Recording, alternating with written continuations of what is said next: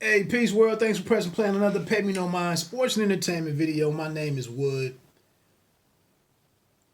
I had to follow up on something. I damn near fell out of my chair, man. I'm not trying to be a hater, man. I'm really not.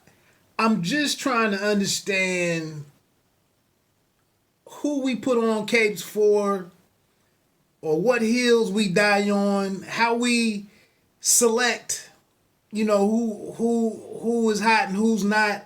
I I don't understand some of this stuff, man. Um,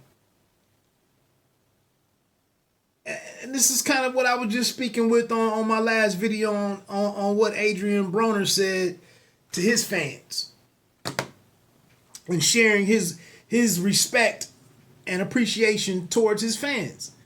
And maybe he didn't really mean to say it, but you said it and I can't unhear it. But here it is with Snoop Dogg. He comes out the other day. It was all over the internet that he said Eminem wasn't a top 50 guy. Or a top 10 MC, I'm sorry. He said he wasn't a top 10 MC. And he said some, he put some names in front of Eminem that I can't argue. I really can't argue. But today, a partner of mine shared it, and I kind of it auto played, and I heard it, so I was like, "Oh, what's going on here?" And it was Snoop Dogg. It was Angela Yee's from the Breakfast Club. Her Facebook account or whatever, and it had a video of Snoop Dogg in an interview with DJ Envy. I only saw Envy and Charlemagne the God, and Snoop was running down that when they made Still Dre Day or whatever I don't really mess with much Dr. Still D.R.E or whatever it was. The song that when Dre came back, and it was the first time that him and Snoop had been on the same track again.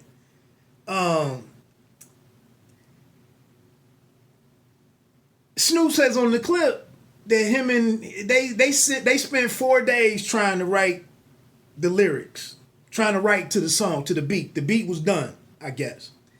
So then he says Dre gets on the phone and flies in somebody from New York, and he said in 30 minutes that individual had the whole song written.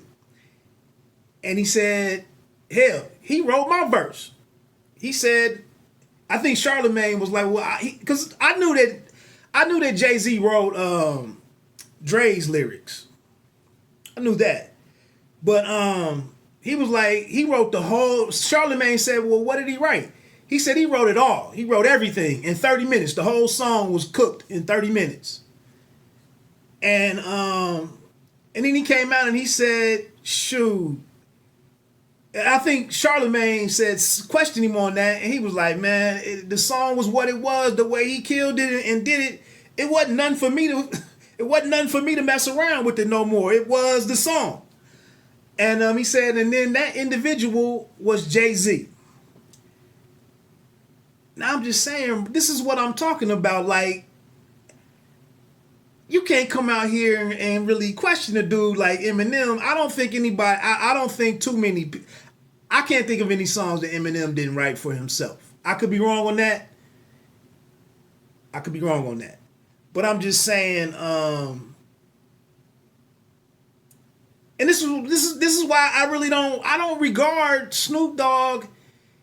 Like I said, man, Snoop Dogg would struggle to be in my top 50, to be honest. I'd be hard pressed to put Snoop in my top 50. He might be in my top 20 albums. He might be in my top 25 albums.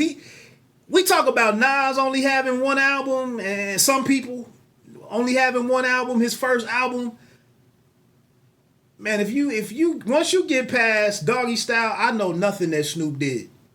I mean, if you want, I give him all the credit in the world for his contributions to the Chronic, and maybe a single here and there to the Dog Pound, a feature of that LBC. Yeah, my bad, Freudian slip. But But that's about it. But like I said, I take nothing away from Snoop Dogg's career. The fact that you can tour, the fact that he done made a reggae album. Did he make a gospel album? Something. However you stick around, however you get a bag, hey, that's on you. But I'm just saying, it just strikes me a certain way that you will come out and speak so adamantly on what Eminem isn't, and your standing is a little shaky for me in that regard. So that blew me away today when I saw it, man. I mean that blew me away completely.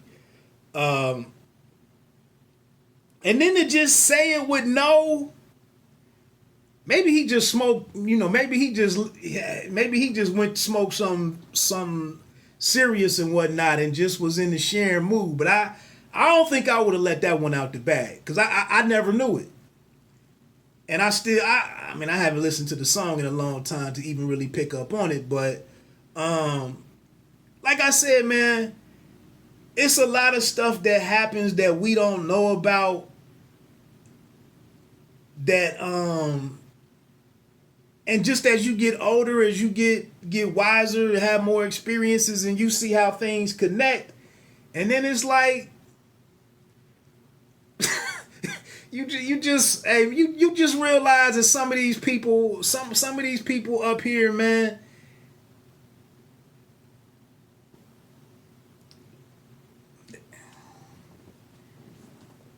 but hey, to not have my feet under a desk or to be out on somebody's floor, a production line, in somebody's warehouse, fulfillment center, hey, a lot of people do a lot of things to avoid those realities.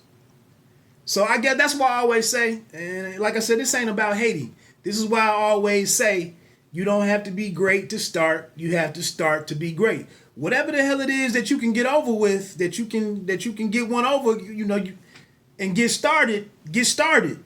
Quit sitting around admiring and marveling some of these individuals and get your thing going. My name is Wood, man. Have a great one.